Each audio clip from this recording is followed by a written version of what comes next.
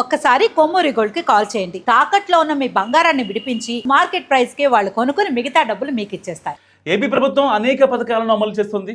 So ఇందులో భాగంగానే మరొక పథకంపై కీలక ప్రకటన చేస్తుంది ఏపీ సర్కార్. జూనియర్ లాయర్లకు రాష్ట్ర ప్రభుత్వం స్టైఫండ్ అందిస్తున్న విషయం తెలిసిందే. ప్రస్తుతం 5,000 అందిస్తుండగా దీనిని 10,000కు పెంచుతున్నామని మంత్రి ఫరూక్ స్పష్టం చేశారు. ఈ మేరకు త్వరలోనే ప్రభుత్వం నుంచి అధికారికంగా ఉత్తర్వులు జారీ అవుతాయి. సో కర్నూలులో ఏపీ హైకోర్టు బెంచ్ త్వరలోనే ఏర్పాటు చేసేలా చర్యలు తీసుకుంటామని కూడా స్పష్టం చేశారు మంత్రి ఫరూక్. సో బెంచ్ ఏర్పాటు కోసం కర్నూలులో స్థలం కూడా కేటాయించామని, ఇందుకోసం హైకోర్టుతో సంప్రదింపులు జరుపుతున్నట్టు కూడా చెప్పారు.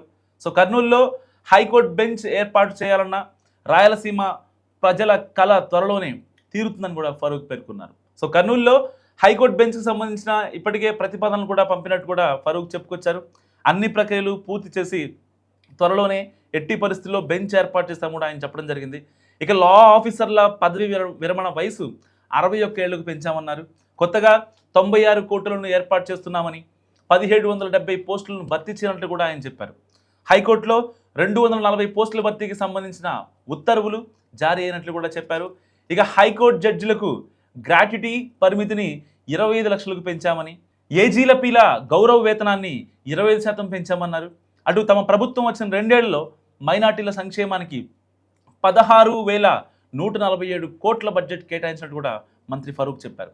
2 ఏళ్లలో 9,700 కోట్లు ఖర్చు చేశామన్నారు.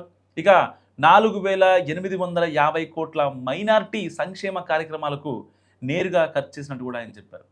ఆక్రమణలకు గురైన 28,000 ఎకరాల వక్ఫ్ భూములను స్వాధీనం చేసుకునే ప్రయత్నాలు కూడా జరుగుతున్నాయని, ఇందుకు సంబంధించి కోర్టుల్లో కేసులు నడుస్తున్నాయని చెప్పారు. ఇక ప్రధానమంత్రి జన్ వికాస్ పథకం ద్వారా రాష్ట్రంలో ముస్లింల కోసం సద్భావన మండపాలు నిర్మిస్తామని, అలాగే కర్నూలులో ఉర్దూ యూనివర్సిటీ కూడా ఏర్పాటు చేసేందుకు చర్యలు తీసుకుంటున్నామని చెప్పారు. తాలిం ఏ హునర్ పథకం ద్వారా ముస్లిం విద్యార్థులకు ఇంటర్, జేఈ, నీట్లకు ఉచితంగా రెసిడెన్షియల్ శిక్షణ అందిస్తున్నామన్నారు. హజ్ యాత్రకు వెళ్లే యాత్రికులకు 1,00,000 రూపాయల చొప్పున ఆర్థిక సాయం అందిస్తున్నట్టు కూడా ఫరూక్ చెప్పుకొచ్చారు.